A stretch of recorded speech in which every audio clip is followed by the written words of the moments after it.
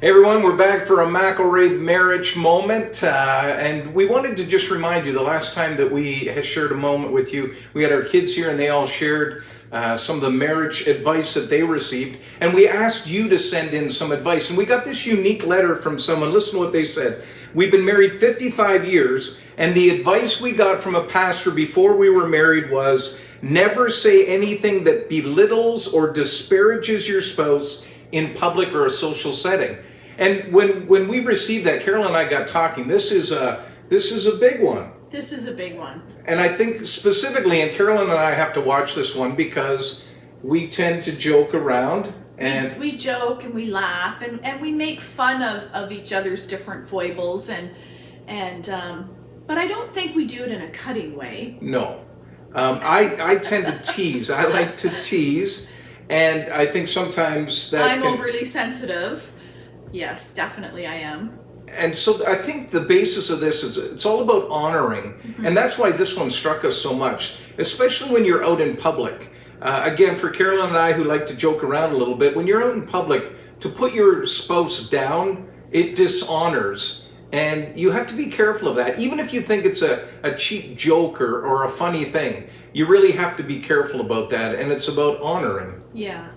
And we both have been guilty of doing that, and it's something that we don't want to do. But I also think we're very aware of building the other person up in the way of honoring them and showing them respect. Yeah, we had a funny situation happen about a couple of weeks ago.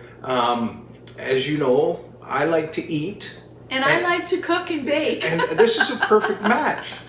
Carolyn, and through COVID especially, Carolyn has found her touch in the kitchen, and she's baking and cooking, and I do my part as a loving husband and make sure I taste test everything. But a couple of weeks ago, Carolyn made, and I think it was the first time you'd made this. Well, it was a new recipe. It was a banana cake. I've made lots of banana cakes, but this was a different recipe. A different one. So banana cake, but it had this, what was it, cream cheese icing? Cream cheese frosting. And so I got a taste of the frosting. The banana cake was great too, but the frosting, oh my goodness, that really got my attention. And so I did what I tend to do sometimes. I started to pick at it. Oh. So if you ever buy ice cream and there's like chunks of stuff in it, I'm one of those guys that picks to get the chunks out. And your daughter does that. My daughter, yeah. So the cake, I began to pick at the icing. But it wasn't just for him, because I like to bake and cook for other people. So I had this nice banana cake there, and so what I did was I pulled away from the cake to get to the icing, and I kind of brushed some of the cake aside to eat the icing. And well, you there were discovered actually chunks of it aside. Chunks of icingless cake at this end of the pan. And tell us how you really felt about that. Well, I didn't like it because, first of all, it wasn't just for him. It was for other people. And I just thought, you know what, I put time into making this. It's not, you don't just eat the frosting. If you want the frosting, I'll make you a bowl of frosting. Hey, that could sell. But what you said to me really struck me. What did I say, honey? When we were over at the cake, you said, you know, I spend time making that. I did say that. And it really gave me this idea that what I had done, although seems harmless, but in a way I disrespected her time. I disrespected the time and energy that she put into it, and the fact that she makes it for me, but for other people. And it's just a silly thing. It is a small example. A small example, but it really hit me that, yeah, you know what? Doing that disrespected the time that she put into baking that banana cake. Yeah, and I think the whole point of this is to extend that to examples in your marriage, and bigger ones, because we've all failed in this area, and to not go there and instead to do the opposite and honor your spouse. Yeah. Build them up when you're alone, but also when you're in the public with other people. Yeah. Not in a fake way. It has to be authentic and real, but it's about honoring. Yeah, and the respect part. And as you say, especially out in public, and maybe you make note of this, when you're around other couples, you maybe make note of the times when they kind of put each other down in front of you, and it's awkward, isn't it? And it's so dishonoring. And so Carol and I, we've done that. We've fallen into that trap.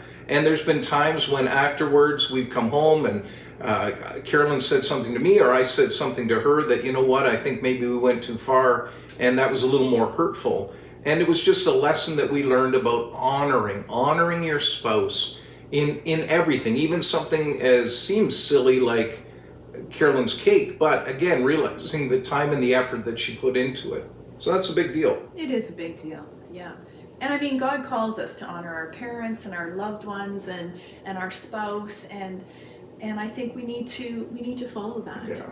So I encourage you, we've done 4 marriage moments for this second time. We're going to take a bit of a break. But what we want to do is just encourage you, even after this video, have a discussion, have a really honest discussion with your spouse and talk about the ways that you intentionally honor one another. And then maybe those more difficult conversations where you feel dishonored and sometimes maybe as a cheap joke or just a tease, but it isn't funny and it goes too far. Again, have to be able to laugh with each other. have to be able to laugh. And I also think it's important that you listen to your spouse because, you know, I may think I'm not dishonoring Paul when I'm making a joke, but maybe it really hurts his feelings and I need to hear that and really hear it with an open heart.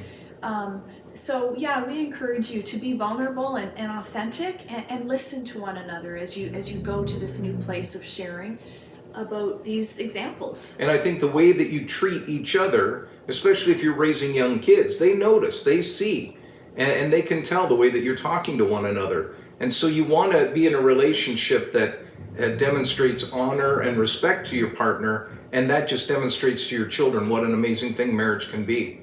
And you still want to have fun. Yeah, and still be able to laugh at yes, each, you have laugh to laugh with and at each other. We laugh a lot. Yeah, and that's a whole other marriage moment. So thanks. We hope this has given you some food for thought. Talk about it, share with one another, have those honest conversations. And pray together and keep your marriage grounded in Christ. Let Christ be the center. And it doesn't mean it's going to be easy, but it sure makes it easier. Yeah. Yeah. And we're here to help. If there's ever anything we can do, please don't hesitate to send us an email or connect with us. We've said this before, we're for you. We love marriage. We believe in marriage. And we're still figuring it out after 37 years in June. Yeah. Hey, God bless you. Thank you. Take care.